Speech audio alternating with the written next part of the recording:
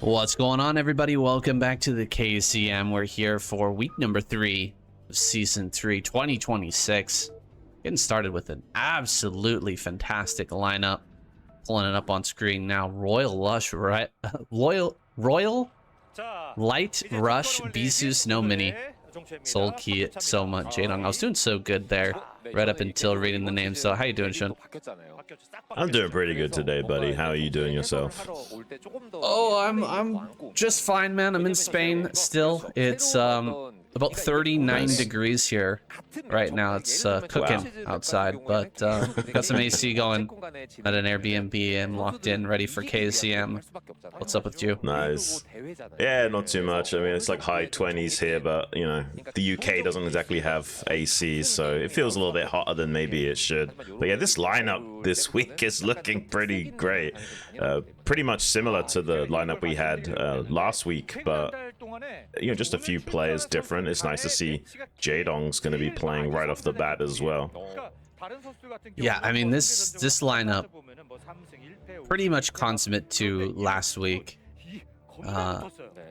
Throwing Mini in there is nice, and he's coming out first here on this kind of crazy new map. And I was thinking about this before the broadcast, and I think that Mini might be an even better he might be the guy to figure out how to abuse these brand new maps, right? These maps that have just come out. You know, despite Bisu being well known for, you know, his innovations in PvZ, I think that Mini is a little bit more of an innovator when it comes to Protoss play in the current age anyway. Especially in the early game, right? Like, he's an ultimate optimizer. So yeah, I was even speculating that maybe some of these other guys had like copied ideas from him in some of those games, just because, like, yeah, I imagine Mini's already cooked up some spicy things on these maps to try and squeeze out as much of an advantage as possible. Yeah, he's going to be opening with the gateway first. We talked about this in the last episode of KCM about how difficult it can be to deal with the early game Zealot trickle. Just comes so much faster with these fastest possible mineral patches, and it tends to overwhelm a lot of these Zerg players who are trying to slip out extra hatcheries in the early game. Jadong has not thrown down a 4th hatchery just yet. He's gone for a quicker gas, so maybe a bit of a mix-up there from him. Yeah, this seems a lot more reserved from Jadong. A bit more of a traditional style. Let's see what he actually utilizes this gas on. He hasn't actually started to mine that just yet. Now putting drones onto it. 4 Zerglings out to meet this seller. And it is actually going to be that 4th hatchery, just a little bit delayed with the faster gas. So a bit of a variation on that build order we saw last time from Effort. This seems to be the prevailing thought from Zerg players on this map. Getting that early extra hatchery out, just allowing them to make better use out of the mineral patches, the stacked mineral patches in the main base. And already the Zealot pressure has abated. Mini preferring to get into a quicker cybernetics core and just keep himself safe back at home while getting out this cannon. He's actually delayed the cannon quite a lot, even waiting until after the Stargate is well underway, and then another Zealot pops out just in the nick of time. That was very close. Jadong slipping by there would have been really difficult for Mini to deal with, as he's trying to play this as close as he can to the edge. Yeah, I mean, maybe if Jadong had decided to just flood Zerglings, he'd have a potential of breaking this down and punishing it, but without the scouting information and with the Overlord having to go into force cross scout, not really an easy way of pulling the trigger on something like that. So it does seem like Mini's going for a lot more of a tech-centric approach this game. We've got an early Hydra Den here from Jadong, and yeah, I think whenever you've got fastest mineral patches, you need to throw down a lot of hatcheries. On the traditional fastest map, I'm making like 6 hatcheries and then taking like a triple gas after the fact. Obviously, there's a little bit less stacked mineral patches here on this map, so you can't quite go that crazy with your economy. Another pressure from Mini now at the third base location with these 3 Zealots. If he gets even just 1 drone here, that's actually a pretty big deal. But so far, Jaedong do a good job of mitigating losses. That was some great micro from Jaedong, pulling back the Hydralisk in the precise moment it was getting targeted down, and then also drilling on top of the with the drones. Man, he keeps that Hydralisk alive. That was so close. He will lose 1 drone, but this overall has been a fantastic hold. Yeah, the fact that he was also like juggling, handling damage in the natural as well, like that was pretty phenomenal. He's looking really comfortable in this game, and he did end up losing 1 drone, but it's not that big of a deal, especially with the split focus of the Zealot pressure. Just 1 drone kill is pretty acceptable losses at this stage. Seems like all of the Zerg players are delaying their lair tech on this map, just focusing more on economy and army, which makes a lot of sense when you've got access to all of these extra minerals right off the bat. Now putting on some pressure at the front is Jaedong, kind of with a very quick 4 hatchery Hydra timing. It's even quicker than usual, and obviously it'll be a long time until Mini actually has Templar archives to build a Dark Templar or some High Templars to build up Storm. So there's a lot of pressure on Mini right now. He might be forced to make quite a lot of cannons. He's trying to pick off some overlords of Jaedong. He's successfully supply blocked to the Zerg for the time being. That's going to alleviate some of that pressure. It's too bad Jaedong didn't leave a couple of extra Hydras back at home. He ends up losing that overlord and loses a bit of his momentum. You can see quite a few larvae sitting here idle inside the main base. Those could have been drones as Jaedong reaches up towards that 45 count and gets his additional hatcheries online. Any bit of hiccup in the macro is going to cascade in this game, and so Jaedong gets a bit of the wall. He's still got some control here. He only lost the 1 overlord. It was at a critical moment, but he's managed to get his saturation up and this 6 hatchery down as well. So let's see if the Spire comes out and what kind of style Jaedong wants to play from here. Does he want to switch back and forth between Hydras and Mutalisk, or is he going to go directly into Lurker play? Yeah, I'm not so sure about that.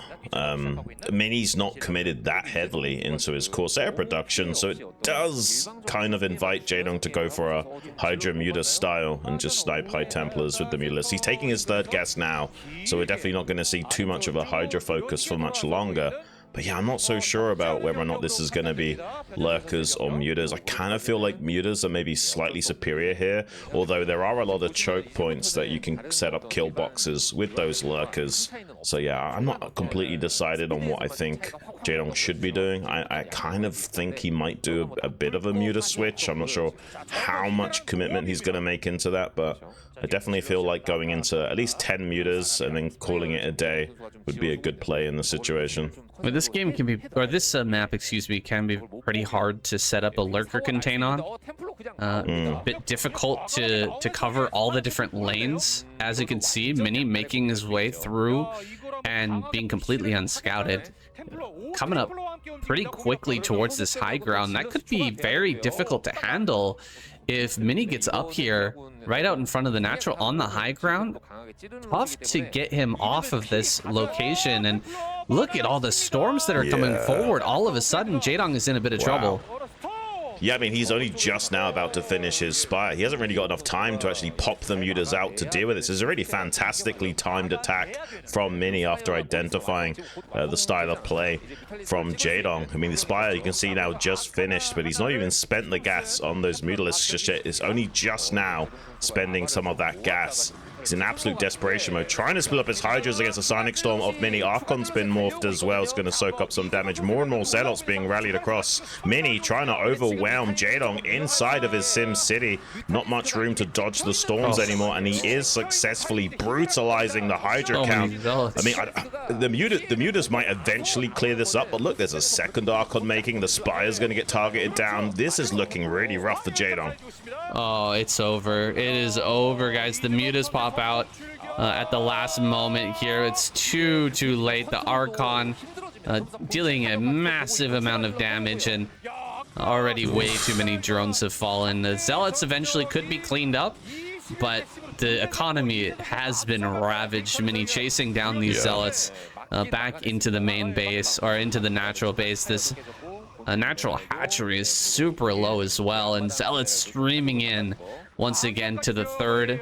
Gonna be taking out this sunken colony. He's just gonna pull back and forth on Jaedong's multitasking, make him swing his army around to the natural and to the third base while attacking into each of these locations. He's even hidden the Zealot in that corner, brought it back in to deal even more damage.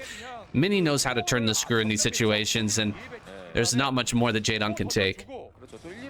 Yeah, I mean, he's going to maybe even lose this hatchery, and the natural is very low on HP. Unfortunately, Jaedong just can't be everywhere at once. And Mini kind of having a field day with him right now.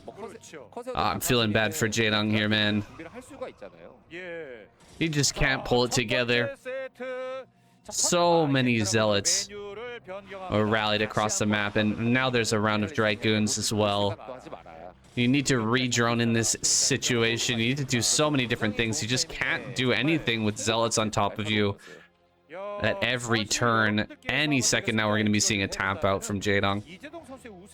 It does certainly look like that. I mean, he's finally now managed to make it so there's only one location to defend, but we got Templars and Dragoons about this is coming. If he can stop the high Templars and Storm Dodge, pretty good. Theoretically, he could hold here. These hatcheries are all full HP, so there is a world in which Jaedong micros perfectly and Mini blunders and doesn't storm down the Mutalisks, and Jaedong eventually holds, but I think he's got enough storm damage on these Mutas that it doesn't even matter at this point. Mini should be able to close out this game. It looked like a very good hold from Jaedong initially, but that push with the High Templar taking over the high ground, forcing out the GG after flooding Zealots. There it is, boys. Game number 1 goes to Mini.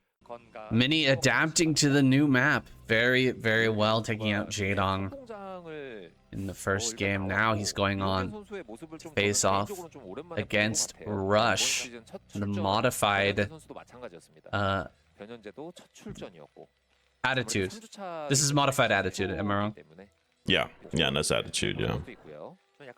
So at these like mineral only locations, there's like rocky terrain, so you can't just wall off with depots to close off that lane. The little high ground triangles are a bit narrower, so there's obviously wider chokes to exploit in PvT. And they do kind of stretch a little bit more towards the center, but it's going to be a lot harder for Terran to just rapidly expand on this map now with these changes. It should make it a bit easier for Protoss to actually break out of containments as well. It seemed like almost a death sentence previously for a small Terran army camped out along that ridge line. It was so difficult to dislodge, but we've still seen some good games from Terran on this map in the previous week. Still seems like could be a Terran map. But I like to see the changes. I like to see the little adjustments to making things a bit easier for Protoss. Yeah, we did still see Royal be super successful with that 6 factory play, right, last week. Like, it's still possible for Terrans to have a field day. It's just going to be a little bit harder than usual. And obviously at these 12, 3, 6, and 9 o'clock bases, I think they've made it so you can wall off with just 2 pylons at each of the ramps now. So it's going to be a little bit easier for Protoss to secure their expansions on top of that. Seems like we're having some lag issues. You guys might notice between Shin and myself. I'm not sure if his voice is going to be coming through the whole time. Oh, I mean, the way that we do it, the way that we do it is Shin records his own audio, so if anything lags, and it does give a better product, quality product as well. Him recording his own audio rather than me recording it through Discord. So everything should be okay there, but just understand that we're having a little bit of disconnect between myself and Shun, where sometimes he stops talking or sometimes I stop talking, but or at least it sounds like the other person stops talking, but they're still talking. It's just we can't hear them any longer, so it gets a little confusing. But that'll be changed here coming up very soon. It's just currently right now I'm in Spain. I'm in southern Spain, and maybe the Wi-Fi here is not the best. It does have a very high rating. It had a high rating on Airbnb, but you know, it is what it is. You just can't always have perfection. Sure, man. I mean, it's unfortunately the double-edged sword of being able to travel around the world. You're not necessarily going to have the best setups to just record and cast and what have you. By the way, I mean, Rush kind of getting away with a small build order win here. He's cross-map and he went bunker expand, and with a little bit of SCV harassment, delayed the Nexus by a few ticks as well. From Mini. Mini did end up killing that SCV scout with the chase micro. But yeah, I would say Rush is pretty comfortable in this game. Getting away with a bunker expand cross map versus a normal gateway opening, like, you feel pretty good about that as a Terran. Like, obviously your timing attacks take longer to get across the map later on in the game, but there's not really anything Mini can do to try and punish this opening from Rush. Yeah, it doesn't seem like he's too interested in punishing either. Might be just looking for a quicker third. I think there's a probe heading over in that direction already. Oh, sorry, Dragoon. Just gonna go check it. Clear. Make sure that there's nothing in position. How many gateways is he gonna go with here? Looks like just the 2 for now. 2 gateway. Observer is a bit conservative, but 3 gateway. Okay, 3 gateway observer. Very conservative build from Mini. A little bit surprised to see him do that. It's a very cookie cutter style, but I guess he's worried about the follow up from Rush. Like Rush could do a free factory or 4 factory pressure build. Even just a 5 factory, 6 factory play would warrant wanting to make 3 gateways worth of Dragoons here. It does mean that his third base is going to be a little bit delayed. So if Rush doesn't do that and Rush plays more conservative himself, this actually favors the Terran. We'll have to wait and see how Rush wants to transition from this. One thing about the 3 gateway plays, you don't have to continuously build off of all 3 gateways. If you sense that your opponent is not planning to pressure you, you can just completely halt gateway production and throw out extra nexuses and still be kind of safe. Like if something does come out, you can immediately start production rather than starting the gateway at the moment when you see it. So he is going to be kind of walking that fine line. Mini sending a probe actually down to the bottom center. Looks like he wants that gas base first. Probably going to be snagging that up here pretty soon. In fact, not throwing that down here just yet. I thought we were going to see like a 6-minute 4th base, but he is being pretty conservative, keeping those Dragoons behind the mineral patches. It seems like he's expecting a drop from Rush right now, but that's not what he's doing at all. Yeah, he definitely was on drop scouting duty. That's why he initially also threw down this pylon on the left-hand side of that 6 o'clock base. And since he has no scouting information, he's just playing ultra safe by walling off that ramp. And yeah, I think I was right. You can just wall off with 2 pylons per ramp now. It's going to make it a little bit easier and cost-effective to defend these bases. But I mean, look at Rush. He's being super conservative. If he is doing a 5 factory build, it's a very modest one. He's not trying to set up for an earlier timing. He's only just now throwing down those additional factories. So this could even be like a 5 factory into 3rd base timing where he's not actually wanting to punish Mini anytime soon. He's now scouting this base at the 6 o'clock. Maybe that gives him an idea to think about setting up a timing attack, since you are attacking more vertically then to put pressure onto that base. We'll see. I mean, at the moment, he's playing very reserved. And because of Mini as well taking a pretty delayed 3rd base, I can imagine a world where Rush doesn't feel any pressure to attack anytime soon as well. Just a couple of conservative builds bumping into each other. Nope, neither player taking any big liberties here.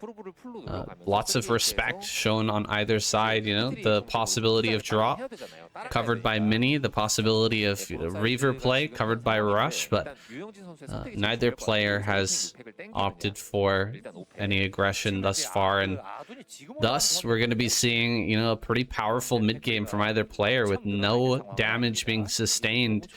Rush is going to be able to come forward and potentially take this third base unhindered.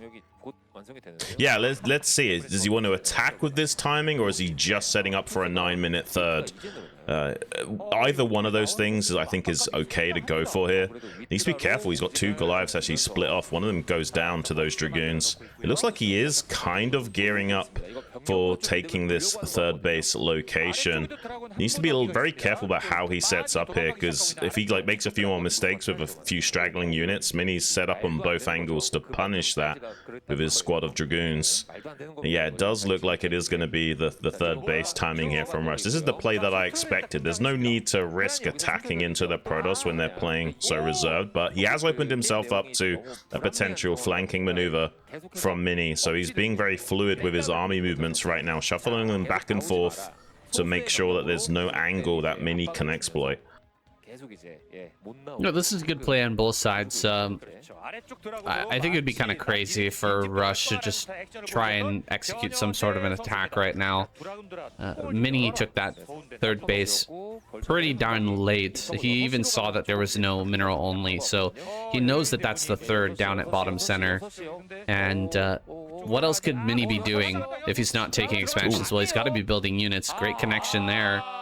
With some of those mines, and he slips by into bottom center. That's huge. Gonna kill so many probes here. The probes coming off the line are gonna at least push the vultures up to the north so they can be dealt with a little bit easier by these Dragoons, but this is so much economic damage. Rush should, yeah, very much go home and just consolidate these gains here as he gets this third base online. He should be feeling very comfortable.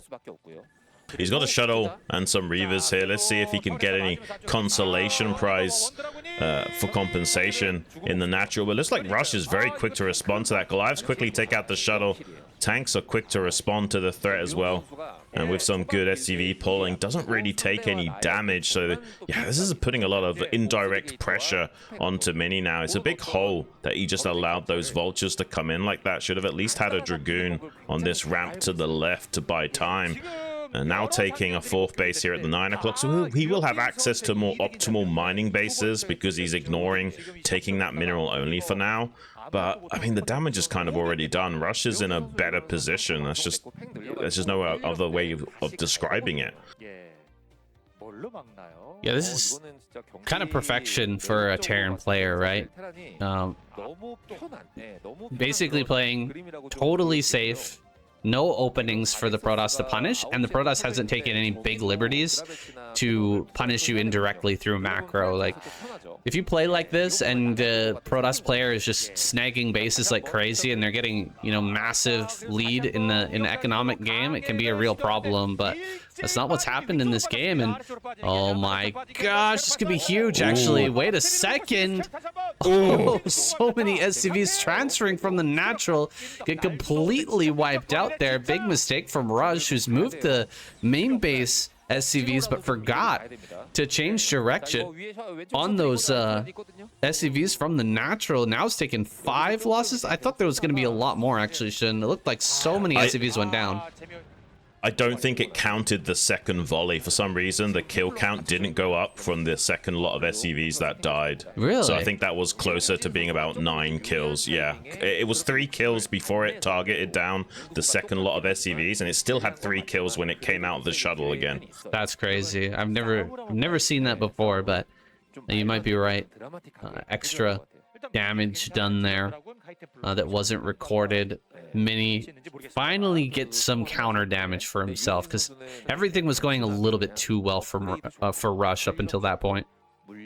Right, and he's got a massive squad of zealots theoretically, he does have enough to bust through Rush if he can get a good enough angle. I mean, there's a decent amount of vultures, but if they're not in position to screen for the tanks, there's a timing Mini could just shove it down on this rally point location. Vultures are kind of out to the left-hand side right now, and all these tanks pretty exposed. Sonic Storm as well, blanketing on some of those tanks. The tank line is pretty strong, but the vultures are out of position. Maybe Mini can get some good trades here before finally abandoning the attack. Rush handling himself pretty well though, shuffles back some of his tanks into better firing positions, and now good target firing on these High Templars as well. Unfortunately for Mini, despite having the opportunity there, was unsuccessful at punishing Rush.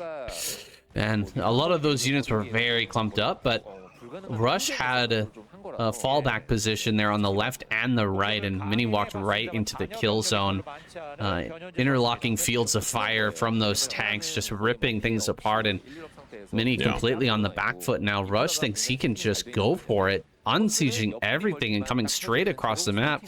Ballsy play, but I mean, he's 40 supply ahead. He can absolutely try this, and if he gets right out in front of the natural, that position next to the wall is still very, very good despite being nerfed this season. Yeah, Mini doesn't even have a 5th base on the way yet. That's a pretty good storm, but he needs a lot more of that to hold off this attack. He's just going to have to tap out. GG has called a fantastic macro game from Rush, and unfortunately, Mini just played way too safe. Up next, Rush versus Sulky. Sulky spawning over here on the left. And this is the confusing map, Shin. I'm almost already, you know, cringing just waiting to see what we've missed with the newest changes. I was literally just thinking the same thing. I was like, okay, what's going to give us an aneurysm this time around? Last time we had 3 eggs instead of 6, but there was still a hole despite the fact that Bisu sent his scouting probe the long way around, which really threw us off. Let's see if the map is more or less the same. Eventually we'll get some vision on these eggs and how they interact. Originally it seemed like this map was intended to be like a minute scouting time type deal, but then with these new changes they've put a hole in these eggs. So yeah, I really don't know what the next agenda is going to be with the map updates leading into the ASL. It's possible we will get a few more iterations on some of these maps before we actually go live with that tournament. Yeah, I mean, absolutely could happen. Feels like they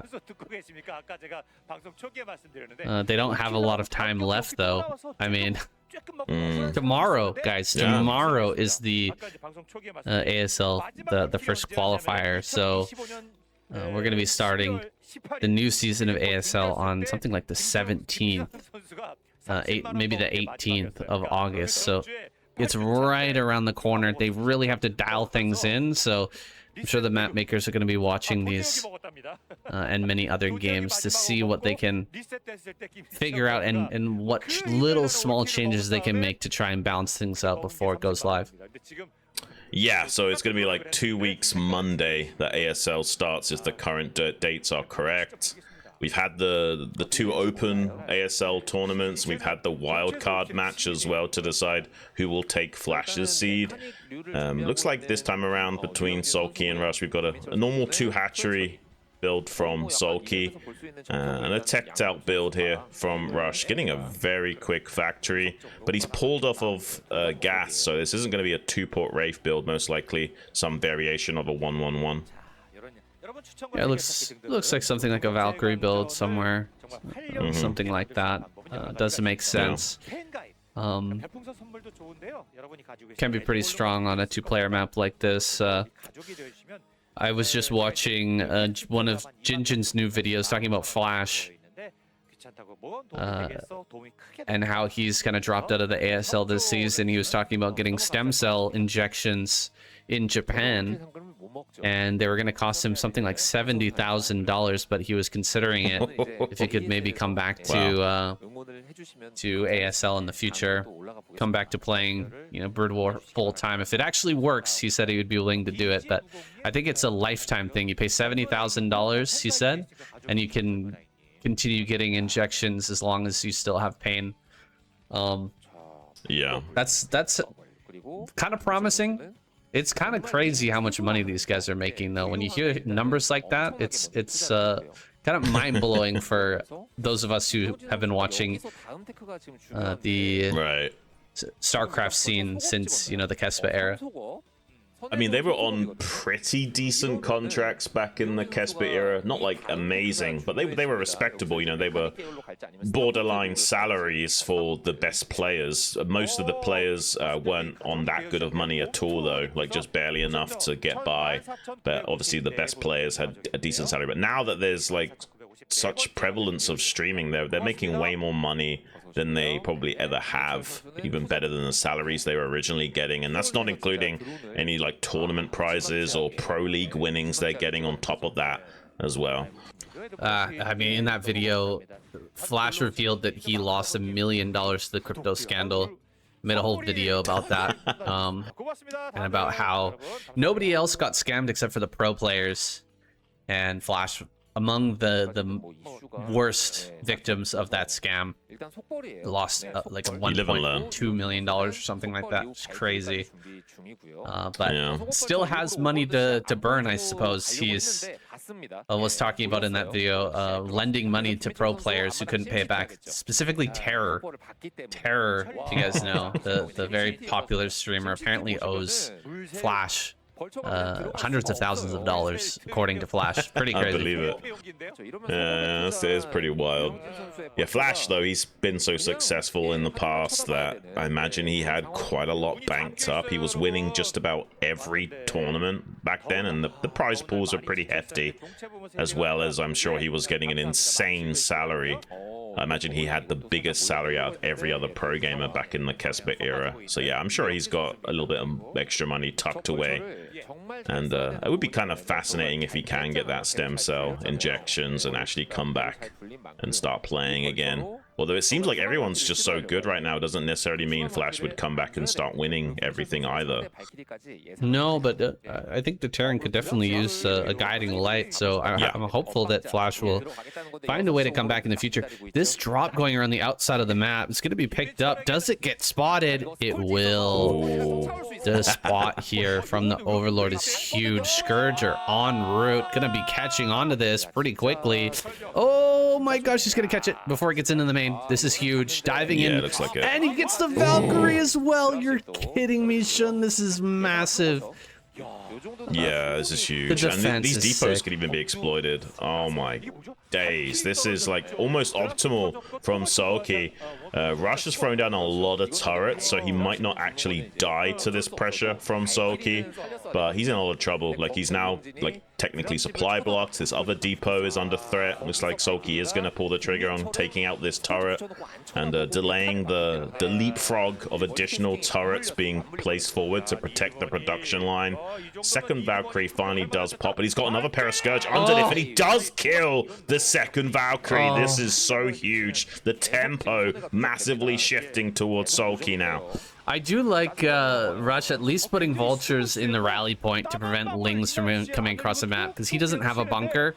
If Lings make their way over here, he's pretty much dead. Like, he just has nothing to do, because he won't be able to deal with the Lings and the mutas at the same time. Eventually, this bunker will be finishing up. Marines are going to die before they can get in there, though. Okay, one Marine gets in. He's trying to save the barracks. Barracks is so low. It went down to about 7 HP. Holy cow, it does survive, though. That's crazy. He manages to stay alive. I don't know what went wrong with this build from Rush, but usually you would be going in with the drop as the mutas are coming across the map. But I mean, the drop was coming in a bit late there, I feel, and Sulky was able to shut it down so efficiently that it didn't force him to turn around the mutas at all. That's why we saw things really cascade. I mean, even if you don't turn the mutas around, just the fact that you've got to like micromanage back at home defending against the vultures, that's enough to stop the mutas from having a field day picking off your depots and sniping Valkyries and all that good stuff as well. And yeah, unfortunately, Rush is just on the back foot. Sulky's in the driver's seat, taking a third base now. in this bottom left corner. We see an attempt at that bio transition out of Rush, but he's even getting that delayed. One of the barracks immediately having to be cancelled. He is struggling to get off his feet. He has enough Valkyries now to gradually lick his wounds and set up for this transition, but the timing has been completely destroyed. Sulky in the driver's seat.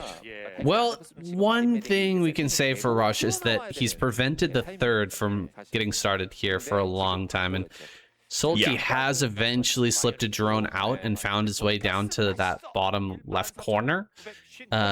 So eventually there's going to be a third gas, but it is heavily delayed. Maybe there's a shot from Rush if he can do very well with this next group of Valkyries, excuse me, if he can get good value out of these upcoming Valkyries and you know, maybe get this transition going while Sulky is struggling to switch into Defiler and get his lurkers out, get this third gas online. Rush has got he's got a hard slog though in this game because of how the early game went. Already 10 supply down, and these mutas are still in high number, looking around for those vultures and potentially going to snipe even more Valkyries. Yeah, I mean, it's not a bad play from Rush. He's using the vultures as he should, delaying expansions and denying Lings being rallied across the map early. But I don't know if he's going to have the timing to punish Sulky. He's actually making an Ultralisk Cavern right off the bat, and he's taking the top left gas base as well. I guess there's a world that maybe Rush can still get across the map and punish this base down here at the bottom left if Sulky's not able to get some lurkers out down here. But he's got a Nidus Canal already on the way, a couple of Sunkens to buffer. It's going to be very challenging for Rush to punish this, and Sulky now going to work on his own eggs to open up some unit circulation for later on in the match. I just don't think that Rush's timing is going to be sharp enough to punish the Zerg. Is this a time to go tanks? No, I guess not. No tanks coming out of quick enough. Yeah. So, I mean, tanks can be pretty good against the Ultralisk transition. You know that he's going to be reliant on lots of sunken colonies to hold on long enough for these upgrades to finish, but Sulky, he's already got such a lead. He has so many Lings and Mutas. He might actually just wipe out this force. Oh, one Valkyrie goes down immediately. That's definitely not how you want to start out this fight for Rush. Yeah, he did snipe the Scourge on the retreat, so at least it's going to be much harder to snipe any additional Valkyries. But the damage has already been done. Now he's stabbing with Mutaling into the natural, cutting off any reinforcements and maybe potentially even breaking that bunker. Ultralisks are starting to pop out. Rush making his way downtown to that bottom left base, but there's a couple of Sunkens and a Nidus Canal set up there, so Sulky just needs to pop the Ultras through that Nidus Canal network, and I don't think he can actually break this base. Oh, he's just going straight for the Nidus. It's crazy, but it might just work. He gets the Nidus. Wow. He's going to be able to shoot down these sunken colonies, but he's already lost a lot. Can he actually get enough damage down in this base to make this game playable? He's probably got to kill all the drones, if not the hatchery itself, in order to make that work. But mutas Ultras are coming down to flank this. Medic wall is going to be so important. Can he actually get the medic wall? One Ultra can't really attack. The other is going to get up here on top of the Marines. Okay, one Ultra able to attack. The other one going to have to loop all the way around. There's only a few Marines left, and it's not going to be enough. Looks like Rush is barely going to be stopped here in the bottom left. He was so close to getting the damage he needed, though, Shun. Yeah, I don't think the game's over if he kills that base off, but it certainly would make it more playable, shutting off the Zerg having access to 4 gases. The Ultras haven't quite finished their chitinous plating yet, but soon Sulky's going to have 1,200 gas a minute and a ton of armor on these Ultralisks, and yeah, Rush is just not going to have an answer for that. He hasn't got the vessel count to even remotely combat this from Sulky.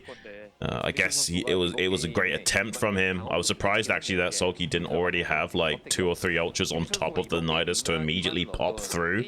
But yeah, just not enough damage from the Terran, unfortunately. Looks like Sulky is just gonna slowly grind Rush down to a nub.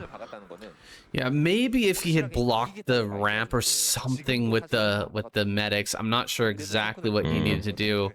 to break that there, but it was just so darn close.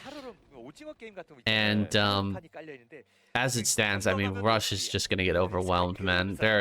There's the chitinous plating finished up. There's the +2 as well, and +1 attack. Only just now finishing that +2 attack for Rush. Speed is going to kick in soon, and a counterattack coming around again. The counterattacks have been brutal so far from Sulky, but it's just going to get worse here with Ultras now making their way forward. There's just not enough Marines popping out any longer. Nice little mine connection there, getting some good damage on some of these Ultras. The Marines trying to fight down this ramp. It's pretty tough. Only one sunken colony attacking right now, though. Maybe he can make a little progress there, but there's still the base over in top left, and his natural is being completely ravaged. GG is called. Rush taps out. One player apiece has been eliminated from the lineup thus far. We're exactly where we want to be, Shun. With Bisu versus Sulky next here on Knockout. Brilliant map, and I'm hoping for a nice long game between these two rivals. Yeah, I'm really happy to see Knockout still in the rotation. Probably one of the best new additions we've had to the map pool. And yeah, it's not quite 50% down the board across all three matchups, but it's actually one of the closest maps to being that. I would say it's the most balanced new maps we've had in a very long time, and I'm really happy that it's here to stay at least for one more ASL season.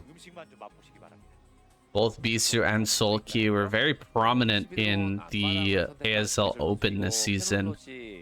I can't remember if they had any matches against each other, but they were, of course, right at the top of their respective races and doing extremely well. So looking forward to these guys facing off this season in the ASL. It could be brilliant. Okay, so we've got a Forge first from Bisu with a double scout, looking to punish a hatchery first with a cannon rush, but Sulky was ahead of the curve, immediately had a drone beelining for behind those mineral patches, and a second drone to support came out as well immediately, really shutting down any possibility of Bisu having any chance dealing with this hatchery first play. And honestly, this has like been perfectly navigated by Sulky. There's been a little bit of compensation for Bisu in the sense that he forced 2 drones off the line, but he also had to double scout to set this up anyway. So Sulky feeling pretty comfortable getting away with this. Oh, probe is gonna catch onto this drone and will try to deny this third base for as long as possible. Not able to get it. That's unfortunate. Sulky gets away with the hatchery at the center left. Nothing has gone quite right here for Bisu so far, and his probe micro has been kind of outdone by Sulky overall. Yeah, I mean, this is about as good as it gets for the Zerg. Like, hatchery first is a great counter to gateway openings, specifically 11 hatch. The one thing you're worried about is being cannon rushed, and he navigated it flawlessly. And he put enough damage onto the probe that when it did come to challenge the drone at that third base, like he was able to ward away the probe with the 1v1 with the drone and create enough distance to just slap down the hatchery, more or less on time. It was slightly delayed by a few seconds, but not by much. This is a little bit troublesome for Bisu now. Bisu really excels in the early game, putting on the pressure, but it's when Corsairs and Zealots come out he really becomes truly dangerous. So we'll see. Sulky's ready for that. He is well known as the best defensive Zerg player. So hard to crack this guy. He can come back from some really desperate situations, and he is very good at predicting his opponent's aggression and shutting it down ahead of time, being prepared and being ready for these pushes, being ready for the drops and whatever your opponent is planning to do. It just seems like he cannot be broken. He's like a stone wall. One thing that we often attribute to, you know, Terran players being that like just completely rock solid, unbreakable wall of metal, but Sulky embodies that in his Zerg play. Yeah, I think of him as like an iron curtain. It's insane what he's able to do. And he's also happy to take small disadvantages to guarantee getting to later game states where he knows he can outplay just about everyone. This is a little bit of success from Bisu getting that Zealot tucked down behind the minerals. And now we can come out and threaten the drones as well, disrupting the mining pattern ever so slightly of Sulky. Like, everything is a win right now for Bisu. He hasn't had the best early game. Needs to try and claw his way back, and now Sulky doing a Queen-esque style of walling in the Zealot with the Zerglings there to stop him just coming out for free and punishing the drone mining too much more.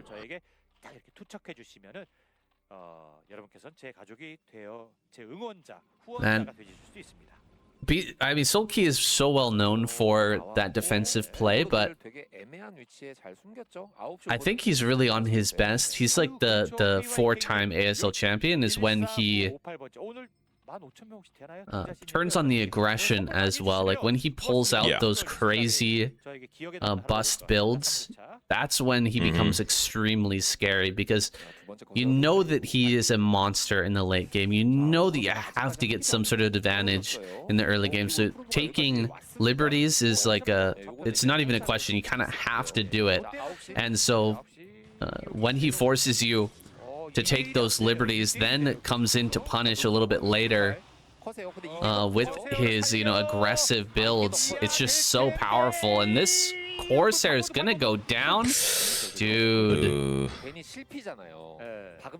How is this so late? Bisu, I mean, we've already got the Spyro, we've already got the Scourge here before the Corsair even arrived. That's crazy.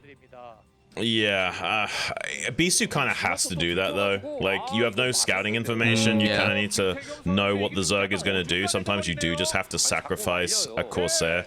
Another option would be to like make a very early DT, but that would also hurt his own tech tree and economy even more. So unfortunately, he just was forced to commit with a Corsair to try and identify what Sulky is up to. But now that puts him further behind. There's not really an easy answer for Bisu in this game. Like, he's kind of forced to contribute more to the advantage of Sulky just to know what he needs to do next. And right now Sulky is setting up for a 6 hatchery play with triple gas. So, it could be anything. Like, still Bisu doesn't know exactly what he needs to prepare for. He's got to prepare for an absolutely out of control Sulky with just a ton of drones coming up here soon. He's got no pressure on him with the damage he's done killing off the early game Corsair. He knows that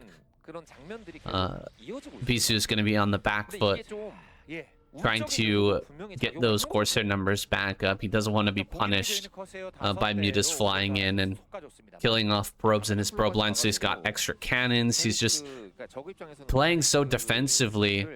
As a result of this early game, Sulky is easily able to get up to around that 50 drone count, where you can start to easily take a 4th base. And I think on this map, we're probably going to see a lurker transition out of him. Yeah, we've seen a few min-maxy things here from Bisu trying to cut a few corners. He utilized the DT scout, which is very common when you're in the dark like this. Saw that there wasn't a heavy commitment into Muta Scourge and then cancelled a cannon in his natural. He's very... he's trying his hardest to like walk the tightrope to squeeze out as strong of mid-game as possible. But, I mean, Sulky might just kill a couple of Corsairs here, and he actually does find the connections with the Scourge. And there's another massive round of Scourge. Oh my god! He did not expect that, Saiyan. Oh my days. He's in so much trouble. Sulky can just make a few more Mutas and then snipe some High Templars if Bisu were to try and move out. And I don't know what Bisu even can do at this point. Like, he's just been outdone by Sulky's metagaming. Oh man, that was very well timed by Sulky. It makes me think of like one of those videos where someone gets hit by a wave and they're like just recovering from the first wave, and then another wave just completely smashes them down. They didn't even know what hit them. Bisu was, you know, had his had the headlights in his eyes there. He just allowed all of those Corsairs to go down, and Sulky in absolute full control. Now this is going to be an insanely difficult game if Bisu were to win. It's going to take a very long time. He's going to have to go to 4 base. He'll get 4 gases online most likely. A 2 base push here probably not going to end up working with Sulky in this much control. Yeah, I mean, the only thing that would work against this is like some hidden High Templars on like the tops of your gateways, and you like get a great storm on the mutas as they come in or something like that. And Bisu just wasn't set up for it, unfortunately, and even lost like 3 zealots for free, and a dragoon nearly died. Like, nothing is going right for Bisu at the present moment. He's even got +1 flyer carapace on these mutas as well, so they're going to be even harder to deal with dragoons. Oh, and he whiffs the storm. Look at the bait with the mutas as well. Sulky has definitely been putting in extra practice hours leading up to this ASL. He's playing a lot less League of Legends, and a nice preemptive storm there from Bisu, but Sulky's just too good for him. This mobility that he's getting out of these mutas is insane. He's forced out 3 storms. The mutas are close to dying, so if he could somehow catch the retreat of these mutas with another preemptive storm, that would be fantastic, but doesn't look like he's going to get it. No, he's not going to get it. Meanwhile, Sulky takes top left, immediately going for another main. I love it. Getting this main base online right away. It's going to lock him into a very nice position for that mid and late game. Switching into Hive shortly as well, I'm assuming, while getting into Lurkers. It's going to be such an uphill slog, but Bisu still has a chance here as he's not dead yet. It just feels very difficult when you're going up against someone the caliber of Sulky. Yeah, looks like there's a chance that maybe Bisu can punish this poke into the natural. There's 3 Templars here. There's a whole stack of mutas, so if he could get a couple of good storms off, that might be enough to turn the tide for Bisu to go on the aggressive, but I don't know. It's not looking ideal. I feel like Sulky's being careful enough with these mutas that Bisu's just gonna have to bunker down and try and translate this into a 4th base at the 12 o'clock or something, and I think that's too slow to cope with Sulky. I think you're right in assessing that he might just want to quickly translate this into a Hive tech play. It will take a long time to get the defilers out, but there's no real need to punish Bisu any more than he already has, so he could just sit back and macro from here. Yeah, he's already got Lurkers spawned out over at that mineral high ground, and top left should have Lurkers as well, or at least Hydras ready to be made into Lurkers to buy time in that top corner. The one problem right now is he doesn't have Hive yet, and so if there was an attack to top left, Sulky would have to commit a lot of forces to flanking that army, because there's not very much on the high ground, and that could cause him to take some bad trades versus some High Templars. But there's only 1 High Templar with this force, and where are all the High Templars right now for Bisu? I think they were camping out in the natural because of the muta harass. The threat of the muta harass was so strong that the cannons were not enough to kind of deter them, so he kept most of his Templars in defensive positions until this moment. Now I think he's transferred a few over to his main standing army, but to be fair, that Hive was pretty late. It just started before you mentioned it, and yeah, I mean, there is still a window that maybe Bisu can break one of these bases before the defilers are out, and they're casting Dark Swarms to deny the Dragoon's value. I think it's possible for Bisu to win this game, but I don't think it's anywhere near likely. Yeah, I really feel like this is the moment when the Nidus has not come up yet. The top left base is a bit vulnerable, and if you attack that position without the ability to Nidus up to the high ground, the flank from the low ground will be pretty weak.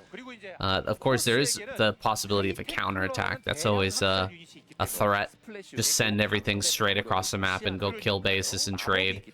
with the Protoss player, but that does make things a little bit dirty, and there's opportunities in that dirt to possibly make some sort of victory happen. High Templar goes down over here at the third base. That died very quickly. Is that there's still a few cannons left over. The Zealots are going to come up here and flank. Mutas are going to be driven into the corner, it looks like, and nice snipe on the Observer here just to get a little bit more value out of this, but overall Bisu will hold, trading out a lot of Hydras for just a few cannons in the end. This only works for Bisu if he goes now. Like, Sulky's max, so he was happy to trade units, but obviously he has to remake those units. So if Bisu attacked into the top left immediately, maybe there's enough tempo for him to make something work, but he's actually going southward, which I don't think is going to help him. He's going to also be like set up to be flanked from Sulky if he tries to commit into that 9 o'clock base. I'm not sure this is the best course of action here from Bisu, but there is a big transit of lurkers. If they're all stacked up when they engage, and a few good storms could turn the tide here for the Protoss as well. But a max Zerg is really scary if they have the mechanics to control everything, and Sulky is one of those types of players. So far, a pretty good skirmish from Bisu. Hasn't traded off that much storms for the bulk of the initial forces from Sulky, and there's not enough lurkers. But now look at this surround. He's committed into this low ground area, and Sulky comes in with the mutas as well, targeting down these High Templars as he tries to engulf this Protoss army. There's just not enough storm to trade cost efficiently anymore. This is about as good as a fight as Bisu could have gotten. I'm not sure if there's going to be enough remnants of Protoss to keep going as well. Like, he's done some good trading. He's actually ahead in supply now, but I think Sulky has still traded effectively enough that he's put a stop to this. Man, that was a great fight from Bisu. Like, the storm on the mutas as they came in, the timing of which he was retreating and holding back his Zealots all the way until that flank came through, and then utilizing them on the Hydras. That was very, very well done, but it's still not going to be enough. The might of Sulky at this point just cannot be denied. So many units spilling forward and getting the angles on this army. He eventually overwhelms and pushes it back, and suddenly back in a supply lead again while taking even more bases, and doesn't seem like Bisu can do the same. Yeah, and Defilers are out. A Plague will be on the way. I think that was a mistake from Bisu. I think if you attack into the top left there, you also have the bridges for Sulky to contend with. It's so easy to get massively good trades against the Zerg as they're trying to come across those bridges. He wouldn't have had as good of a compensation by killing the top left base, but he would have denied the newly acquired natural in the top left as well, and I think that he would have done better on the trades. It was still valiant from him to try and go for a bit more of a kill move and try and split Sulky in two in terms of how the map is divided, but it just wasn't effective enough. No matter how good of a Protoss player you are, it's really difficult to overcome a maxed out Zerg, and now Sulky is just going to run a train on Bisu. As soon as the Plagues start coming down onto the infantry of the Protoss, I can't imagine he's going to have any hopes at turning this around. Yeah, there's not many players who are better at plague grinding than Sulky, that's for sure. This guy makes better use out of these units than I think just about any other Zerg in the business. His late game is sick. It's what makes him such a terror. It makes him so scary to go up against, and the reason why like I was saying earlier, his all-ins can be so powerful because players do have feel like they have to get good position before they get to this point. Otherwise, they feel like they're just going to be screwed. No storm at 12 o'clock. That might just be it, actually. That might be the checkmate move. Because this is... And killing 6... Go ahead. I was going to say, killing 6 o'clock is just not enough to make up for losing your 12 o'clock right now. Unfortunately, like Sulky's basically baited Bisu into doing this. Now we see some Plagues coming out from the Zerg as well. Perfectly executed counterattack from Sulky. Unless you've got Reavers and High Templars set up at all of these bases, this is always going to happen to you. And yeah, I just don't think the Protoss is going to have a very fun time. He hasn't even got a Nexus going down at the 3 o'clock anytime soon either. Bisu really struggling for money now. His main and natural mined out. Just that mineral only base churning in a few minerals for him to work with, and if he lets off the gas pedal just a little bit and stops his unit production, Sulky will absolutely gobble him up, and he even still is like gobbling him up even with the full unit production from Bisu. Yeah, I mean, Sulky's got 1,600 minerals in the bank, man. And he's got a supply lead. And he's clearing out this army. The rallies are coming in from every direction. This is Sauron Zerg in full swing now as he moves to clear out this final army. There won't really be much to follow this up because of that kill on 12 o'clock. Bisu is running on fumes. He's looking to maybe try to snag that base at center right, but hopes of that are quickly diminishing as Sulky clears out the last few units here in the middle of the map. I'm at least really happy that Sulky's like putting in the effort again. Like, I was worried for a little bit of a time that he was gonna kind of phone it in and you know, like rest on his back-to-back wins, but it looks like he wants a 5th star on his chest with how well he's been playing lately. He's definitely putting in more hours leading up to the ASL, and what a convincing win over BC from start to finish, denying any hopes of a cannon rush, forcing a Corsair to commit to scouting, killing that, and then baiting an air battle where he just sniped every single Corsair that Bisu had with a massive flood of Scourge. Like, everything was pretty much perfect from start to finish from Sulky. Sadly, Bisu has been eliminated. Sulky now going up against Light here on this Katrina remake. The 3-player Katrina map. Gonna take me a while to remember the name of this one, but Alos, is it? Alos? I can't. That's part of the problem. I'm not sure that's how you say it. Yeah. I don't even know how you pronounce it. Alos. Yeah, who knows, guys? Something like that. You've got your natural on the same level ground as your main base, and it's in the back of your base with a big fat ramp at the front. It is kind of a wild map. We haven't really seen too much TVZ here, have we? No. It's a really good map for PVT. I can definitely tell you that, but I'm not sure how the map changes will affect TVZ too much yet. I have to see a few more games on it. It's not that good. Katrina was not that good of a map for Zerg back in the day, but weirdly enough, Jaedong had the biggest win rate on it. I think it was like 19 wins, 3 losses or something insane. But yeah, that was during when, you know, Jaedong was dominating, so I don't think we'll quite see Zergs make up the map difference as much as he did back then.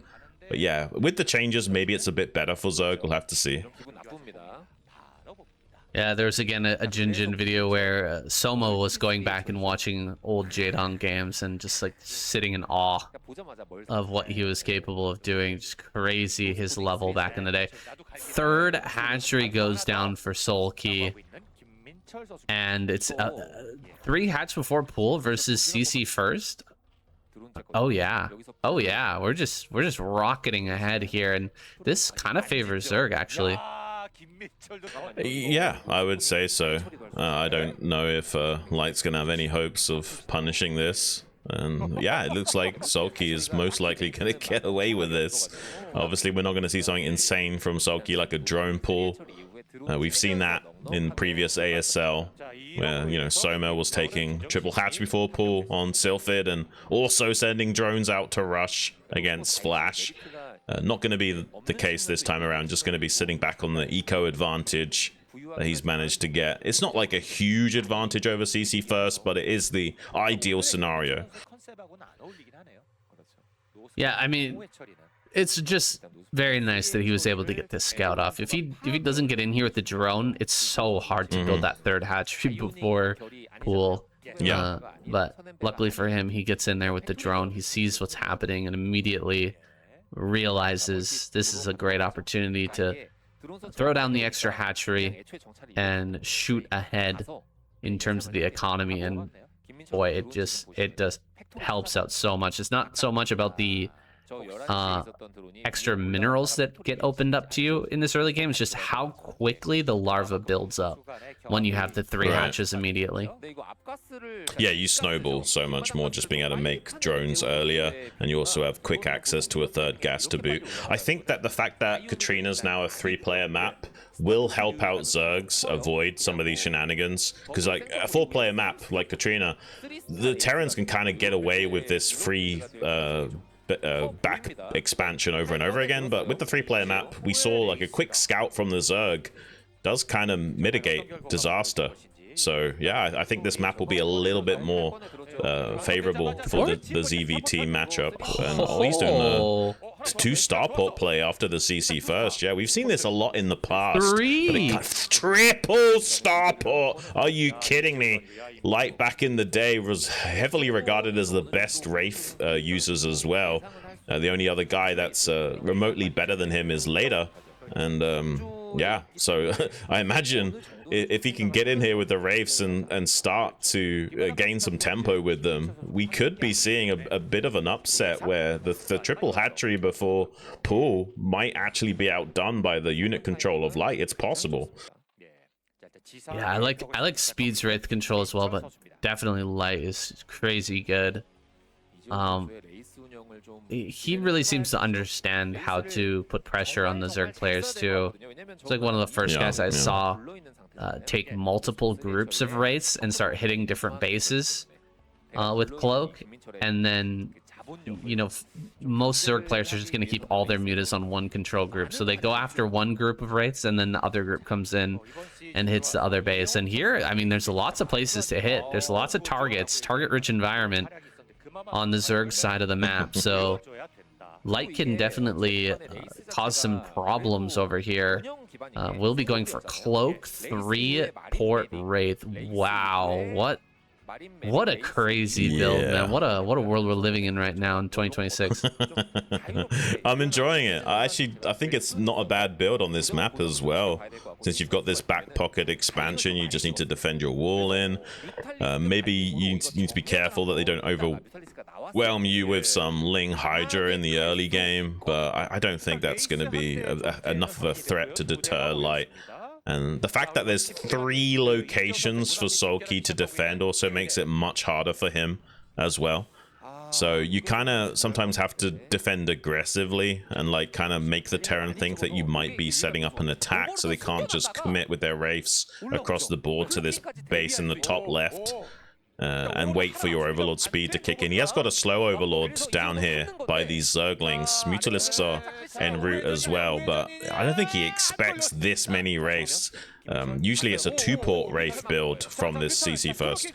Ooh, Cloak comes through. Overlord just to the left here. He's going to lose 1 Wraith, but not able to turn and deal any damage to these Wraiths.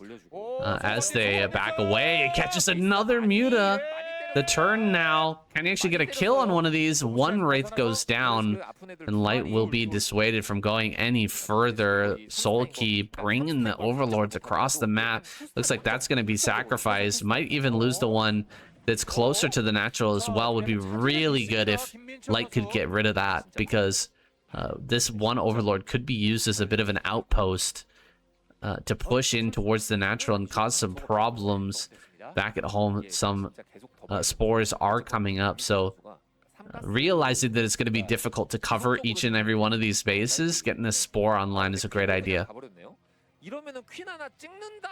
Okay, I just lagged out there for a second, so I didn't see anything that happened, but yeah, this is pretty good for Light so far. We got some spores here from Sulky, so he's kind of navigating this all right, but Light made the wise decision of pulling back, maybe doing a bit of a repair on a couple of those Wraiths, and also building up some more energy. I do really like how Sulky's handling this, though. He's got a spore at the base at the south and the far north to kind of help cover some of these off angles from the Wraiths getting too tricky.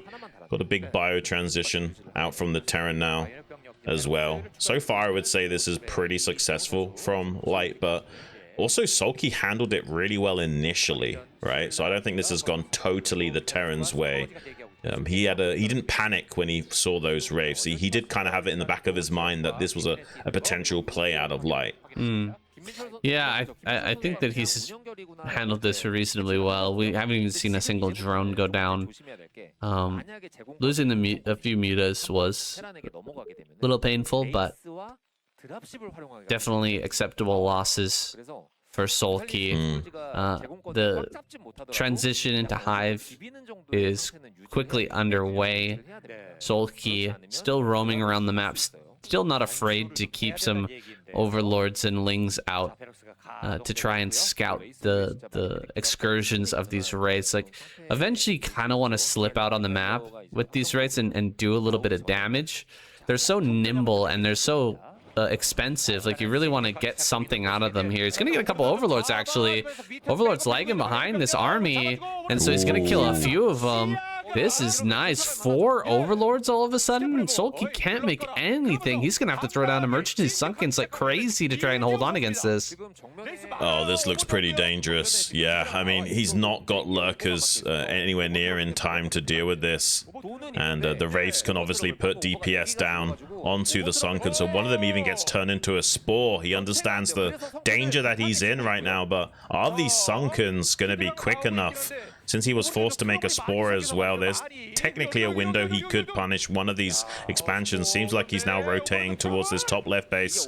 But Sulky's doing all the right things with the Lurker Egg block on the ramp. But still the Wraiths can punish this Nidus. Despite Sulky playing well, there are still maneuvers that Light can execute to start to punish the Zerg. Oh man, 4 lurkers being made. Down here at the bottom left, there's a vessel just flying right into the army. Oh my gosh, the lurkers pop out and burrow, but what is this vessel doing, man? This vessel's completely out of line. It does manage to throw down a radiate and actually get away as well. You've got to be kidding me. Okay, he's gonna go after it finally. It seems like that should definitely die, but somehow it lives on 24 HP. There's so much chaos going on right now. Light having a hard time, but he's actually killing quite a few drones now at this third base. He's driven away the Mutalis. At least far enough. Dude, that Science Vessel's gonna die. I can't believe that thing's still alive. Yeah, that science vessel's piloted by like Ralph Wiggum or something. I don't know what that was all about. It's kind of insane. Anyway, a little bit of a fleet of dropships coming out, but it gets spotted by the burrowed Zerglings. He doesn't know for sure that those were dropships, but he did pay attention on his minimap, so he might be able to assume that these are dropships coming out. He's got some Scourge ready to intercept. The Wraith's not ready to help out. Does lose one of them. Will he lose another? He loses 2 out of the 3 dropships. Pretty devastating here for Light. Still has 1 remaining to start elevatoring some of these units, but now the lurkers come down. The Wraiths can intercept the lurkers though in transit. Even with only 1 dropship, it might still be enough to put a lot of pressure onto the Zerg. Yeah, this is a very dangerous situation. If he hadn't killed those 2 dropships, this would have been probably lights out, man. He would have lost so much in his main. As it stands, he still might lose this game. The Marines here are gonna probably get the hatchery. All the drones are dying. He dives in with the Mutas and Scourge that he's been able to muster, but it's not enough. This is a great tactical takedown from Light. What a crazy game, Sean. Yeah, this is just too insane to handle. Like, if he kills all 3 dropships, maybe, yeah, this looks a lot better here for Sulky, but even just 1 dropship is so deadly. And, oh my gosh, man, like Boxer tier micro, putting another dropship into the top left, forcing the tap out from Sulky. Absolute masterclass there from Light. Really impressed from him. Yeah, what a great response to the 3 hatchery before pull. Wow, incredible game between Light and Sulky. It kind of looked like Light was going to be hitting the wall. The Iron Curtain, as you said before. When Sulky was just defending everything so well and controlling the map, but as soon as he decides to come out, it just creates such a problem for Sulky. Maybe if he'd been able to snipe all 3 of those drops, he can keep himself alive and take it into a later game, but just 1 dropship lives with very limited HP and actually cocks up that game. That's just ridiculous to me. The 3-port Wraith, I'm sure that's not going to be a build that gains any sort of popularity. It just takes so much control. It's such a commitment, but lovely to see Light pull it off. Yeah, there's like 4 players on the planet that can execute that build well. That would be Later, Light, Flash, and Speed. Like, I don't think anyone else is capable of doing that well with a build order of that nature. But we might see it a couple of times on that map in the ASL. You never know. Now we've got Light versus Snow, and Terran leading the week with 2 players remaining and only 1 player left standing in the Protoss and Zerg dugout. Is this gonna be the week, saying where Terran take it home?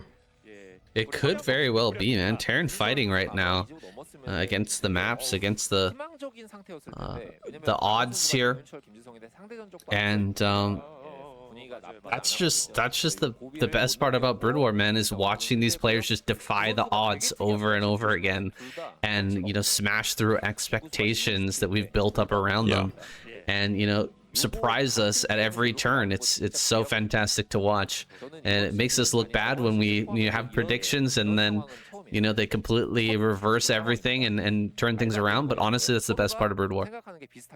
And it's a really great position to be in as Terran, because even if Light gets taken out by Snow here, Terran is still guaranteed 1 point this week, right? Because then obviously either Snow or Soma would be eliminated in the follow-up match. So no matter what happens, this week is already looking pretty good for Terran. But can they get extra points from taking it home with the remaining games? It's looking pretty good. I'm feeling pretty happy about Terran's performance this week. It's been a little bit unexpected and a welcome one. But we got the best PvT player in the world, followed up by the best player in the world, Soma. So it's gonna be a tough slog. Sure. It will be a challenge. I mean, if Snow wins here, I'd love to see Snow versus Soma. It's just such a fun match. There's been so much back and forth between those two. The rivalry has been insane. Light versus Soma would be acceptable as well. Very good match. Honestly, we're just so blessed with the KCM and the lineups we've been getting lately. It's hard to complain. Yeah, and we've rarely seen triple kills. Bisu was able to get a triple kill last week, and before that, I think there's only been like 2 or 3 other players that were able to get triple kills in previous seasons. So yeah, we've had a massive change up in the trend of KCM. When we first started casting together, we were getting a decent amount of all kills every now and then and what have you, and triple kills were actually relatively common. But everyone just seems so good right now. It's kind of impossible to go on an absolute tear and get the all kill prize anymore. Highly competitive. That's exactly where we like to see the state of Broodwar. Now here on Octagon, we've got Light forgoing this early bunker, trying to be a bit greedy, and it's working out for him so far. So Snow not opting for an early Zealot, just scouting now with the Dragoon, and seems like Light going to get away with this. No bunker play, and that puts him in a pretty decent position, although you know, Snow being a bit greedy himself, one gateway straight into Robo, and only a few Dragoons here. In fact, only 1 Dragoon out at that front, ready to try to slow down this attack. Vultures are going to be pressed forward. It's not a very committed attack from Light. He just wants to get some mines out here in the front to make sure that he can keep vision on top of everything that Snow is doing in his expanding pattern. That's exactly what it is. Sometimes you'll wait for the tank to come out to escort the vultures over for that, but since he was kind of changing up his build order, making an extra vulture early, skipping the bunker, he wanted to do a more preemptive strike to guarantee mine coverage here at the 3rd base, and also got a few mines leading towards the mineral only as well. Oh, it actually does eat one of those mines. He's double mined this base, which is a nice little trap you can set for the Protoss. They will only expect to sweep 1 mine, so having 2 can really throw them off their progression towards clearing that out and getting the Nexus down. Ooh, he's gonna go for the probe. Looks like he will get it. Possibly gonna lose some of these vultures, but baits him into the mine once again. Really nicely done there by Light, just causing chaos for the Protoss player as he tries to expand outwards. Finally going to get the probe over here now. Should be able to get this. Okay, I thought that red dot might have been the vulture waiting for the probe again, but it's not. Probe gets the nexus, and we're moving towards the most dangerous part of any game versus Snow.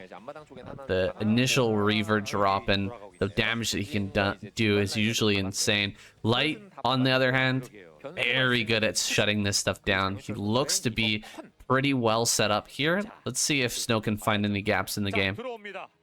Yeah, there's pretty good coverage here. I'm loving this floating eBay towards the top of the base, so he's going to identify the positioning of that shuttle, so the tanks can rotate with the Goliath into the main base to try and shut this down and make it harder for Snow to clear out these turrets for free. Really well done so far from the Terran, but does lose a few Marines to the first Scarab. Takes a shot off on that tank. Can he get the follow-up? One does, in fact, get that. Snow is just so good at how he positions the shuttle, how he times the attacks of the Scarabs in between the volley, and gets a massive Scarab off on the SCV train as well. It's insane what this guy can do, but he actually does make a bit of a hiccup and gets taken out by the two tanks of Light there, so not getting the optimal value that he was looking for with that Reaver. I mean, still pretty good though. God damn. Yeah. The juggling is so impressive. Doesn't matter how many times I've watched this guy play. He's just always surprising me with how well he can predict the shots of the tanks and dropping out the Zealot to eat the damage, and then, you know, targeting down this tank over and over again. He's managed to kill at least one tank, a few units in the main, including some Marines, and then the SCVs as well. This is the damage that you would expect Snow to get, but it's not game-ending damage by any means. Light is going to be able to get his third base, look to go ahead and get that online here pretty soon, and we're going to progress to the next stages of this game with Snow in a slight advantage. This is an insanely fast CC, by the way. Like, he started that just before, around about or just before 8 minutes, which is crazy. And yeah, and Snow's identified that. Good scan from Light as well to see the gateway count of the Protoss, so he knows it's not like the most greediest, insane fourth base you've ever seen in your life. So he knows that Snow is playing a bit more mid-range in the follow-up as well. But that kind of suits what Light is going for here. He's already got a pretty healthy count of factories and a very quick CC on the way to boot. Does need to be a little bit careful about how he shuffles forward to secure this third base. There is room for Snow to maneuver and punish that with how many gateways he's got online as early as he has. Good scans and shutdown of some of these observers from Snow to limit the vision potential for knowing when to strike at optimal moments here, and also taking some free damage on one of those Reavers as well. That's going to really help out Light secure this third base. Good on Light to get rid of the observer to hide exactly how many tanks are back there.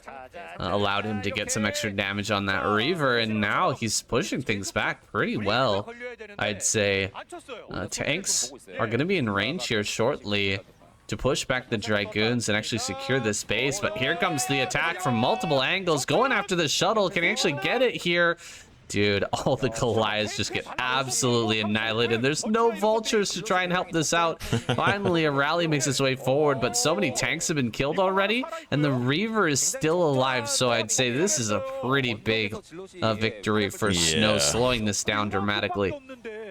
I think Light jumped the gun by just a few moments there. He had some vultures in production and maybe could have waited a few extra seconds before trying to secure that CC at the location of the mineral only. But yeah, allowed Snow to come in and punish that expertly with some slow zealots. He hasn't quite made up the difference, though. I would still say Light is in advantage at this stage in the game.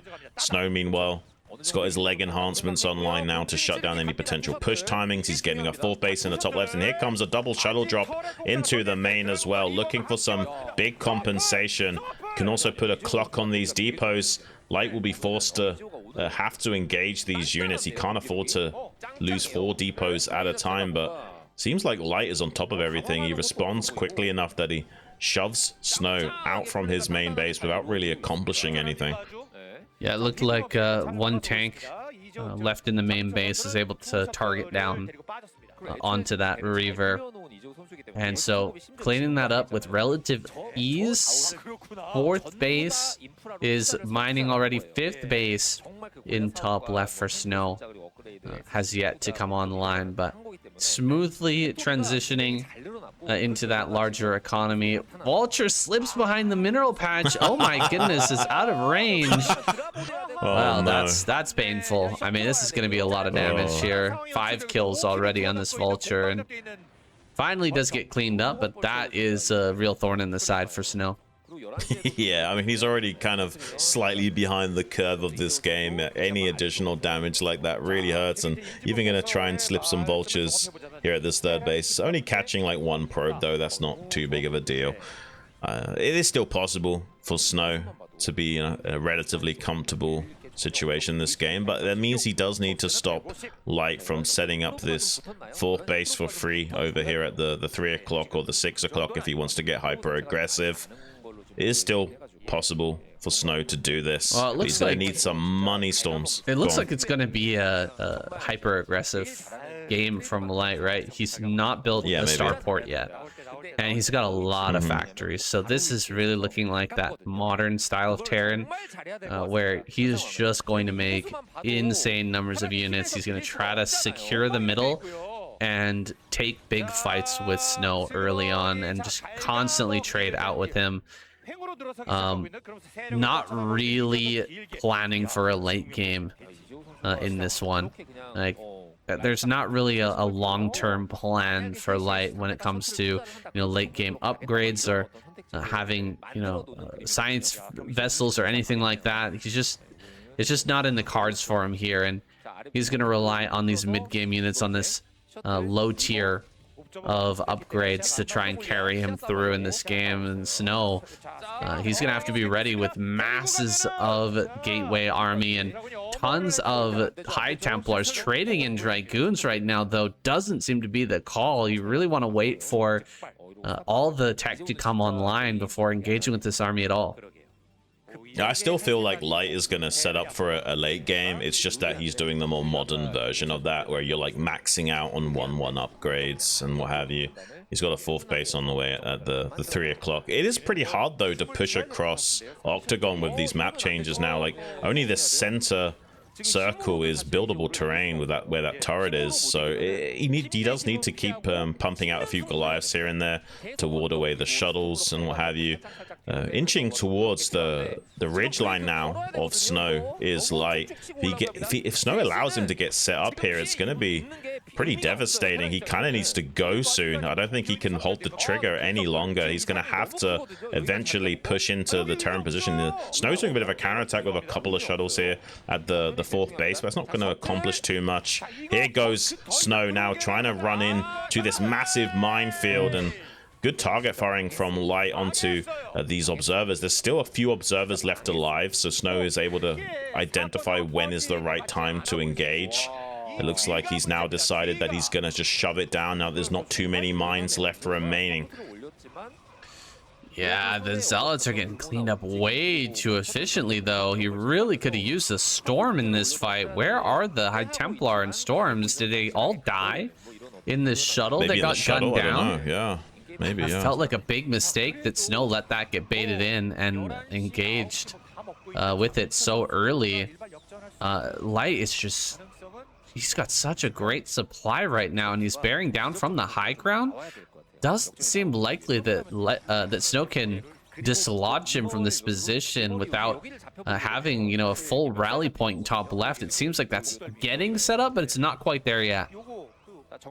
Yeah, I don't think it's going to come online quickly enough. There's a few Zealot bombs now from Snow, but these are pretty desperate maneuvers. He knows how much trouble he's in, and it doesn't look like he's got enough meat on the bone to withstand going in for attacks. He's got a few High Templars now finally, but even a Wraith comes out to shut down the shuttles on the right hand side of the map. Nothing is going well for our Protoss player, unfortunately. Terrans are doing so well this week, and it looks like Light is very close to clinching out another win for his squad. Snow desperately trying to surge up onto this ridgeline. He's got a few High Templars, but not enough fodder to get them into optimal positions to take out the remainder of these tanks.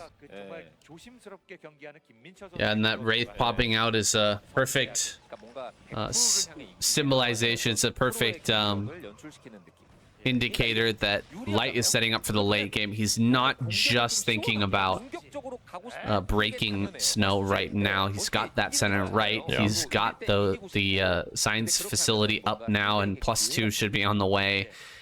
He's just closing in the noose here, tightening up on the throat of Snow while advancing further in towards that late game tank. It's looking very good right now for Light as he continues to put on this pressure. Snow still has yet to rotate some units out from top left. He's got 1,500 minerals in the bank. He's barely been able to keep up with Light's supply.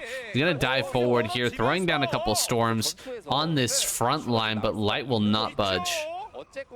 Yeah, unfortunately, one of Snow's biggest weakness is his macro, and I don't think he did enough damage to put himself in the driver's seat with his initial Reaver control, and Light is having a bit of a field day with him, forcing constant engagements. Finally, we see some units trickling down from that northwestern rally point. Maybe eventually Snow can start to breach this contain, but either way, Light getting some pretty good trades, and he is set up for the late game transition, taking the 6 o'clock now.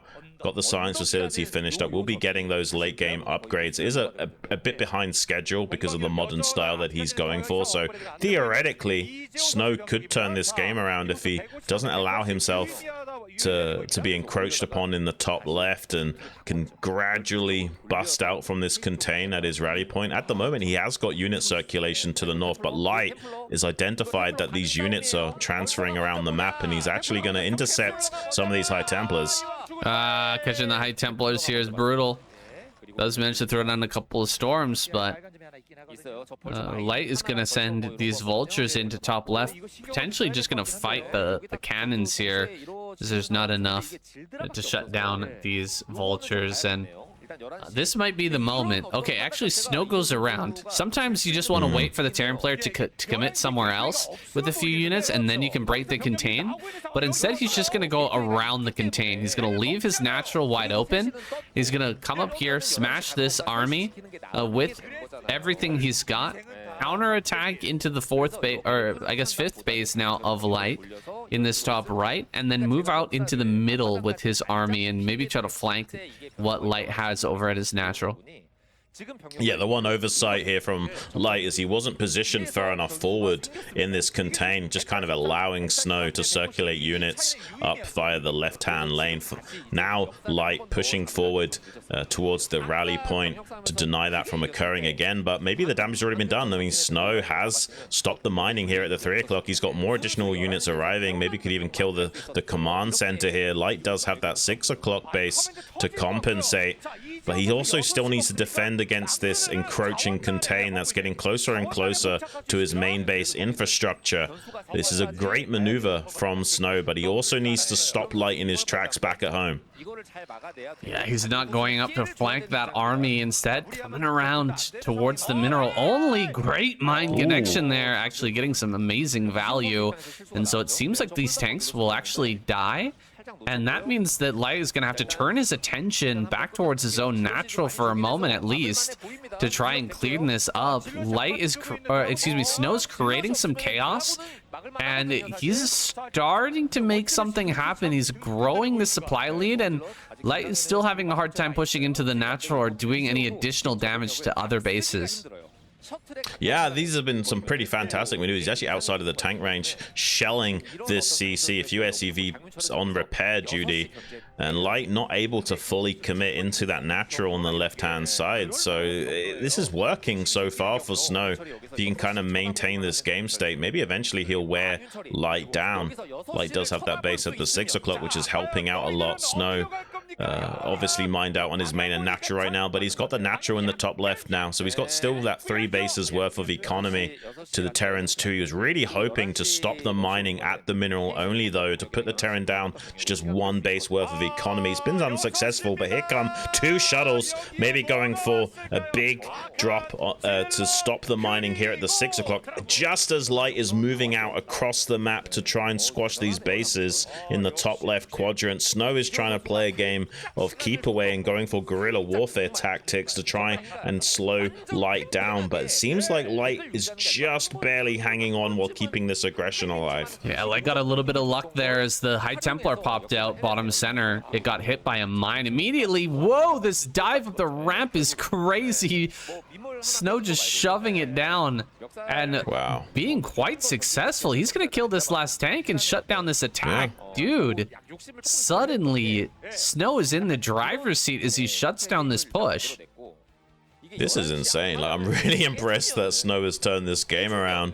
Suddenly looks like actually Light could be in a little bit of trouble here, and the supplies definitely reflect that. I think the SCV count is a little bit lower, so maybe there's more army supply for Light than we were imagining, but he's still going to be kind of pressed. He can't just easily expand and split the map anymore, and taking the 6 o'clock was wise when he was being aggressive with the contain, but now it also creates a point of vulnerability if he has to defend that location close to the rally point of Snow while also wanting to split the map northward. It's not going to be so easy for Light to navigate this game going forward. I can't believe that Wraith is still alive and doing damage. It chased down one of those shuttles. Good on Light for keeping on top of that and making use of it here this far and late in the game. Haven't seen the upgrades here for a moment, but I'm assuming we're almost +3, right, for Light? It'd be on the way. It'll be like 2-2 or 2-1 with +3 on the way. I don't think it's quite yet finished. The 23-minute mark. I mean, it's become more common lately, but having +3 coming in later on is still going to be powerful. It doesn't really matter when it ends up coming through, as long as you end up getting it and the game is still playable. It's going to affect the trades in a big way. Tanks heading up to the north here. I'm not sure where they were going. Must have been a misclick, but Light's going to lose those for sure. Snow just instantly diving on that. He's going to completely break this long-standing contain over by his mineral only, and now he can come down the ramp into this base from Light. He's going to kill the CC center right as well. I can't believe I'm saying it, but Snow is actually winning this game. Yeah, I mean, this is like a fantastic display of maneuver-based warfare. Like, Light was trying to set up a game of attrition, and Snow just said, no, I'm not going to play into your hands. I'm going to do my own thing and circumnavigate the game state you're setting up. And I was right. He still hasn't got that +3 weapons online just yet, saying it should be done within the next minute or so, maybe even a bit quicker than that. But already the damage has been done. Snow is back into that driver's seat, like you say, and Light has to kind of defend on 2 fronts now. He doesn't know exactly where he needs to allocate units, and shuffling them from the 3 o'clock to the 6 o'clock is easier said than done, and that's giving valuable time now for Snow to approach a maxed out state and really start leaning on the Terran, finding exploitable paths of attack where tanks are undefended, like here in the center, and just chipping away at Light little by little. Brilliant comeback from Snow. I mean, yeah, finding the one point of weakness, finding the one way that he could possibly win with that chokehold in the natural, so tightly secured for Light. It felt like there was just no breathing room whatsoever, but Snow managed to go around the outside and make opportunities for himself, and now we find ourselves in a situation where Light is just completely on the back foot, locking down his quadrant. Still has 5 bases. A 5 base Terran is just about everything you need to take it into a very long game, but it's been such a war that he's still very far away from a max out, and can only max out a couple of times, I think, before this game is going to end. Storms on top of these SCVs and on the rallying units as well. All this Dragoon Zealot is going to get down onto the low ground and make it super difficult for Light to stop this attack. I think this might be the end here as Light loses just about everything, down to 65 supply. It's over, Shun. Snow has done it. What an impressive game of PvT. Looks like we're going to get the matchup I was hoping for, Soma versus Snow. Long-standing rivalry, almost as heated as Snow versus Soulkey, man. Those two have gone back and forth so many times in the ASL. We've had just a crazy number of best of sevens between those two that have come incredibly close, and generally we've seen Snow lose, but honestly there's been so many moments where he could have actually won. There's so many of those best of seven where he was hairs away from actually winning the entire thing. Yeah, this will be an exciting one, and backrooms as well that they'll be playing on. I don't think we've seen a PvZ on backrooms thus far in this season of KCM. Super interested to see how both of these players navigate it. Looks like it's going to be a hatchery first here from Soma. It's actually going to be a 9 hatchery build. Ooh. It's interesting. We don't see a lot of 9 hatcheries anymore these days. It actually is a good counter to the gateway expand. If you know the opponent is not going to be going for a forge opening, you'll have anywhere from 6 to 8 lings about to pop out as the Zealot is coming across the map into your main base, so you can quickly deal with that and also have extra lava production in the early game despite a slightly smaller economy. I wonder what's the reason for going 9 hatchery on this map. I feel like it's more of like a strange. You tend to see it more on kind of weird maps. But Backrooms feels like a pretty standard map with some weird map geology for late game. You know what I mean? Geography. Yeah, no, I know what you're saying. Yeah, I'm not sure what the exact reasoning would be as well. I've just not seen enough games on this map. I think we've only seen like 1 or 2 games on Backrooms in the KCM. It's a very fresh map. So yeah, I can't really figure out exactly what the thought process here. You'll also see 9 hatchery on fastest mineral patches map, just because it makes more sense with the extra minerals coming in early. But yeah, I'm not too sure about the reasoning here from Soma. Maybe just assuming a gateway expand out of Snow and wanting to try this out for some reason. Maybe he's been practicing on that fastest mineral map, and he feels like, oh, maybe 9 hatch it can be good on some of these other maps as well. That's working out well for him on that other map. Maybe he feels like it's a little bit of an underused build. We'll see. Soma was able to get on top of that probe with the drones and gets a pretty good surround on the Zealot as well. Not going to be losing any drones here, so very nice control in this early game. But it feels like he forgot an Overlord. Could be a Ling Flood. Maybe it could be a Ling Flood build. He's building a lot of Lings. A lot of Lings, but he doesn't have an Overlord. He built a 3rd hatchery already over at the 3rd base. It seems like the build might not quite be smoothed out in his head here just yet, because like look at how much money he's banking right now, sitting on 18 of 18. Yeah, so I definitely feel like the 9 hatch was intended to be a Ling Flood build, but maybe made a mistake with the timings here. He could have also made a gas trick to squeeze out an extra pair of Lings, but he's really busy on this micro, gunning down this gateway. Good surround on the Zealots, really working out for Soma.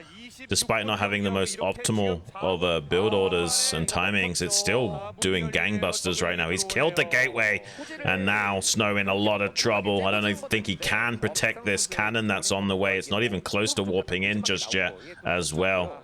Zealot very hopeful in trying to save the day, but cannon forced to cancel regardless. More and more probes come off the line, and that definitely will secure the base for the time being.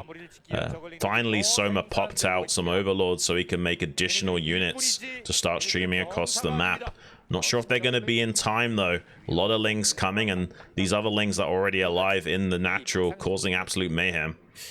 Yeah, it looks like they're just barely gonna arrive in time. This cannon is just about to finish, but it's too many lings. Okay, the surround pretty darn good, dude. The probe micro, the cannon is done.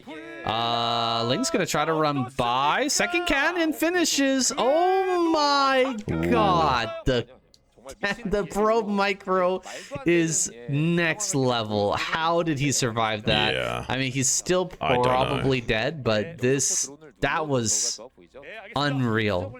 That was unreal control from Snow.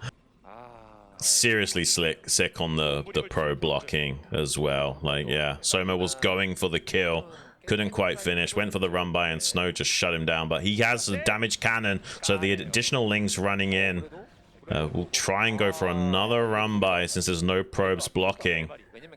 He could have also waited for more lings to arrive and then go for the cannons, but instead opted for an earlier timing on getting more lings into the main base. But Snow is doing the smart thing of hunting down the lings with some probes rather than just letting them harass his mineral line. So he's actually kind of stabilizing against this. There are a few probe picks that Soma's getting. He's also got an angle on this pylon where he can take that out outside the range of the cannons. But a Zealot should pop out to save that pylon in time. Yeah, I think the pylon will live. This is a crazy game already, man. The back and forth It's close.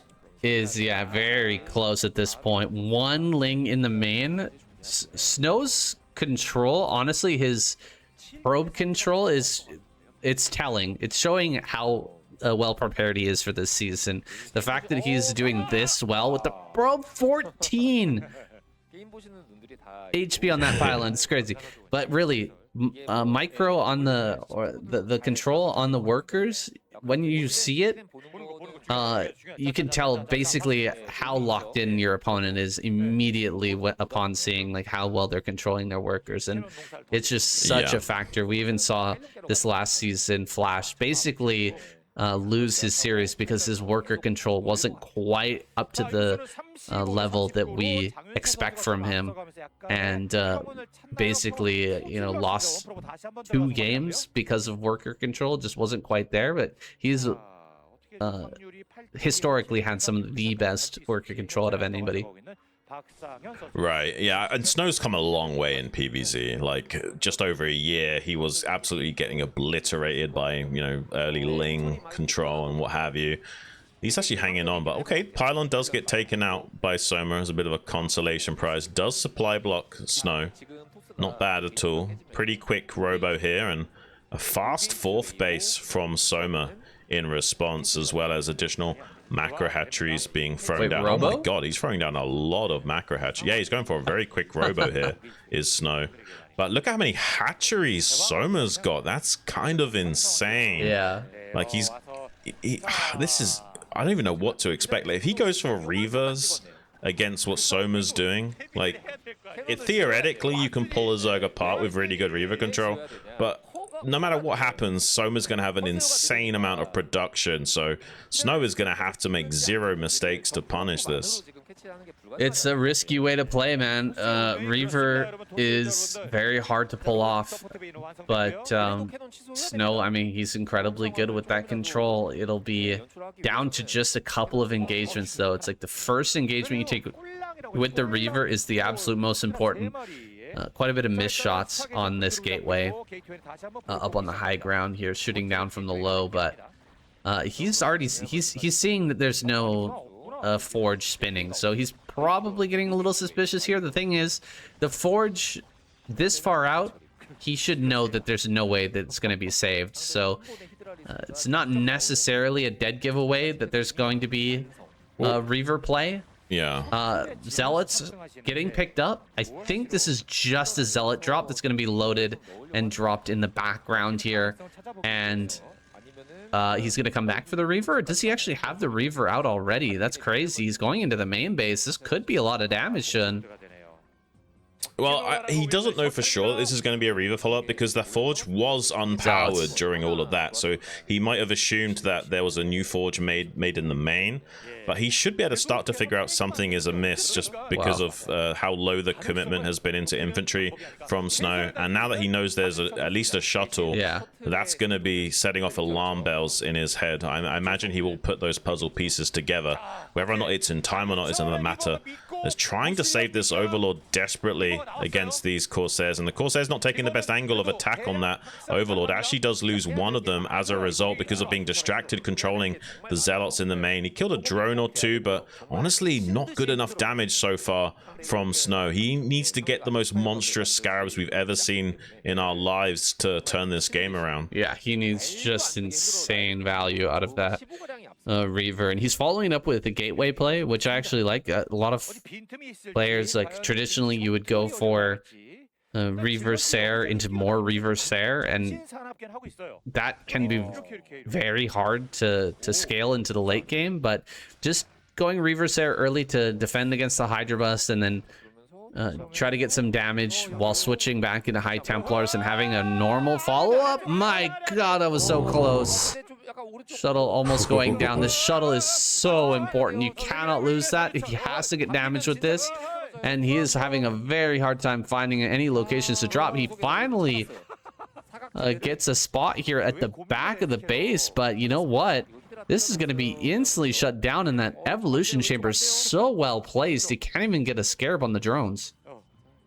Yeah, it's unfortunate for Snow. The shuttle is now low enough that he has to kind of retreat with it as well.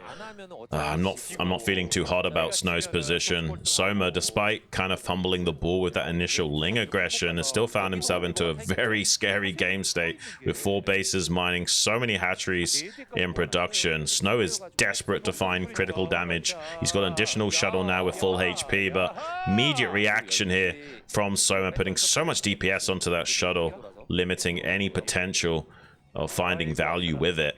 And the hardest part about going Reaver Ser is securing a 3rd gas, and with Soma having this many units on the board, I don't even know if Snow has what it takes to get enough units out of these gateways to take a 3rd gas.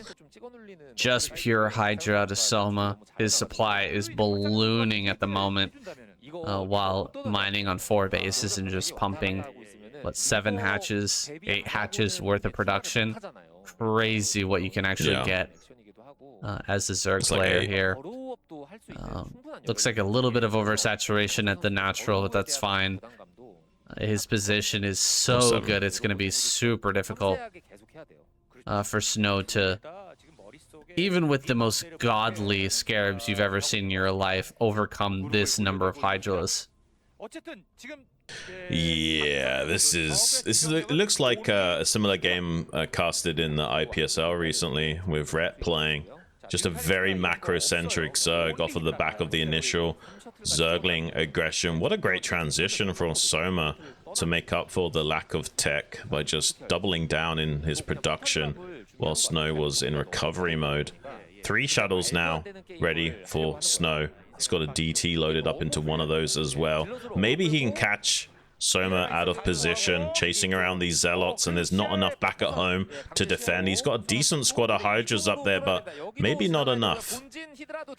Triple shuttle into the main, but the Hydras are right there. He's got to turn, try to run away. He's going to go for the high ground right here. DTs and Zealots and Reavers on the high ground. That's going to be tough to break, man. Trying to shove Hydras up this ramp is not going to be easy, especially with a Zealot blocking and screening for these Reavers. He pulls back immediately. So many Overlords going into the main. Oh my gosh. So many Overlords are going to go down here. The Reavers are tucked into the back corner. The Overlords are not being paid attention to. They finally get turned around, but so much damage in the air, only trading out a few Zealots and Dark Templars for a lot of damage. Can he actually get away with these 2 Reavers? He does manage to just barely slip back. Was that enough damage to get Snow into a reasonable position? Doesn't seem like that's the case with only 130 supply. Soma is still dominating this map. And Soma was so smart. He kept some units down on the southern hemisphere, just in case Snow tried to slip out a probe and sneak a third base behind this. So yeah, nothing is going right for Snow. Despite that attack looking very scary for a moment, I don't think it's going to be good enough. He still hasn't got a third base on the way. Finally has some High Templars mixed into this army. But while relegated to just these 2 bases worth of mining, it's only a matter of time before Soma out-trades him and starves him out. Even +2 weapons on these Hydras as well, helping out with those trades. I just don't see a way of Snow turning this game around against Soma. He's kind of reliant on the special forces style of forcing bad engagements out of Soma, and if Soma doesn't take the bait and only trades when is necessary, I kind of feel like he'll run away with the game. I wonder if he could try to take the base right here at center left. Looks like he's going to run forward, drop a bunch of Reavers right on top of this. Good target fire from Snowman to kill at least 1 Reaver initially, but a lot of Hydras end up falling. Going to go ahead and drop right on top of everything again. It looks like diving into the main base. One of those shuttles went down. I'm not sure which one it was. The Reaver is going to start to fall as well. Reaver juggled again, keeps it alive. A lot of drones here in the main are going to end up going down, but overall this damage is not going to add up to a whole lot, and so many forces have been lost to make this happen. It feels like Snow is getting further and further behind. Yeah, these attacks look good from Snow, but the reality is he's not progressing, whereas Soma is getting slightly bigger as the moments tick by. He's now even got lurkers out, so he could set up a contain. Oh, the shuttle gets gunned down, Reavers get cleared up, and there certainly is not enough damage done from these attacks to make up for the unit losses, unfortunately. And now Snow finds himself in the precarious situation of trying to break out against Hydras and Lurkers to try and secure a third base. He's forced a lot of lost mining time out of Soma, but that's not going to be enough to dissuade our Zerg from closing out this game at this rate. Yeah, he's continuing to put on the pressure. Snow just going to send more Reavers around the map and see what he can do, because he knows that Soma has to commit a lot to this natural to try and defend, or try and hold this contained. So there are possibilities on this map. Oh, 9 kills. 12 kills on this Reaver, finally getting that damage, but is it too late? It's reasonable, but it's not enough. Like, he needs to make enough progress where he's actually expanding or killing like 2 or 3 times the amount of economy that he is. Like, he needs to kill like 24 drones with that Reaver to actually make this game playable, and he's not quite getting that threshold of damage. So now he's really pressured in breaking out. He's very close to being mined out in this natural, and with this desperate push out, he might like slowly gain progress at killing off some of this Zerg army, but he's not going to have enough High Templars with Storm and Reavers to get through the rest of the Hydras as they come in to reinforce. He's stuck between a rock and a hard place. He can't really retreat with these Dragoons.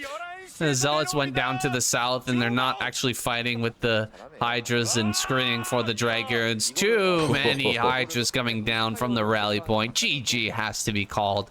Soma takes out our final Protoss player of the night. The first team eliminated as Snow goes down. A cheeky second to last game there between Soma and Snow. Going for Reaver on that map, back rooms. Pretty cool match between those two. I love to see them play, but this is a great match too, man. What a final. Royal versus Soma on the map here with Odyssey. The stacked mineral patches. Yeah, Odyssey. It's well timed bringing out this map right as the movie comes out. Yeah, I mean, I've got an 8 racks on the ramp here from Royal just to kind of make use of these early minerals. He's going to get a little bit aggressive with a very fast gas as well behind this. Let's see how he wants to actually game this out. Doesn't necessarily mean he's going for an all-in or anything like that. You just have so much more extra minerals, you can kind of go buck wild with it. Sending an SCV scout down here towards the south. He could be pretty spicy though. He could be building like a proxy factory or something, right? Like, you never know. I think so. Proxy factory seems to be the call here. I don't think this is a scout. He stopped making SCVs. Yeah, Oh, okay. this is more aggressive then. He's 10 of 10. So I was thinking, like, how many SCVs do you actually need to get maximum value out of the mineral patches in the main and the gas? I don't think it's that many, man. I think you can build a lot of stuff as Terran here with very few workers. Yeah, you definitely can. The question is going to be, can Soma figure this out or not? If he doesn't, this factory is just going to land inside the main base and completely wreck the economy of Soma. I guess if he got Link... yeah, if you got like Ling speed first, and then that makes it a lot easier to clean up the Vulture aggression, but he might not. He might just immediately throw down a lair as soon as he gets that first 100 gas, and if he doesn't figure this out, I'm a little bit worried for Soma. He might just die. Oh, this is dirty. Royal up to his old tricks again. Royale with cheese, we like to call him. Gonna catch this Overlord, probably not kill it here as the Overlord retreats to the high ground. That's gonna be fine. However, scouting denied. You're not getting any closer to this main base. You're never gonna see whether there's a hatchery or excuse me, a CC or not at the natural. So completely in the dark. Vulture to the front, and of course sneaking into the main after that first Vulture. Let's see what Soma's reaction is to this, because it's kind of not really popular to go for the Vulture first and then the float, and he gets into the main base. Dude, Soma didn't even see that. He didn't see it at all. No reaction until the Vulture's already in here, and he's not able to stop the factory from landing either. Oh my gosh. Well, at least you, with the fastest possible map minerals, you can build one sunken colony. It basically covers all the mineral patches. This is basically how you play on the fastest map as well. Like you go like early pour, then you make one sunken close to the minerals to kind of defend from all angles, but it's not quick enough. He's actually still going to lose a couple of these drones before the sunken finishes up, and obviously he could just go around the base targeting down some of the lava as well with these vultures. That macro hatchery is pretty exposed from being punished. It's actually a bit of a shame that Royal didn't immediately go for killing those lava, because now it means that Soma can utilize those eggs and produce some Zerglings or something. He's now realized that that's what he should do with the vultures, so he is going to deny a little bit of production out of that hatchery. But two Hydras do finish up as a result. If he had immediately gone for that hatchery and target down those lava, you might still have a bit of tempo with these vultures, but Soma's going to recover. Gets another drone. Kind of cute that he put the Overlord over the drones so you can't target them. That's a nice move from Soma in the main base. Just unfortunately had a couple of drones on the left side. He lets go of the game. GFG, says Soma, and he leaves. No way. All right. What a cheeky game. Wow. What a cheeky final. Royale with cheese, man. What can you say about this guy? All right, guys, give it up for Royale with cheese, man. Bringing it home for the Terran. Putting them in the lead here this week. What a wacky game, man. I would have liked to see Soma try to recover from that one. Just with the patches in the main. You know, the fastest patches, I feel like there's a little bit of a potential for recovery with that. Yeah, maybe, but I can also understand the tap out. It's a very frustrating game to play in any stretch of the imagination, and he would have to play an unorthodox style, like relying on a less tech. Like there's no way he'd be able to afford a healthy count of mutas for quite some time. So I understand the tap out. It's technically a winnable game, but the percentile points are very low. So yeah, I completely understand. But it's weird that we're now in the Terran twilight zone of Terran being in the lead a few weeks into the season. Who would have called that, saying? Terran showed up massive this week. They almost managed to do it earlier on, but Royal still clutches it out at the final hurdle. And yeah, this is completely changing my expectations for this season, and Protoss stagnating on those 2 points in 2 weeks in a row.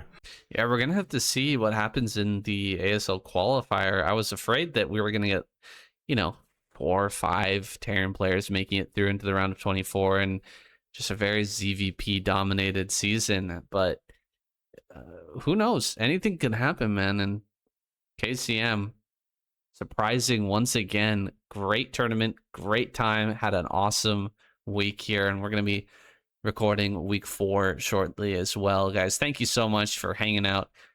Thanks to Shun as well for making the time. We've been a little bit off schedule lately, but it's been an absolute blast, and looking forward to the ASL coming up soon.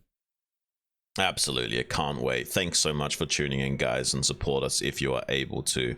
And I look forward to seeing you guys over at the ASL cast. That's going to be 2 weeks from Monday if everything pans out as it should. And I'll be over on the ASL English channel on the Super Live platform. Thanks so much for tuning in, guys.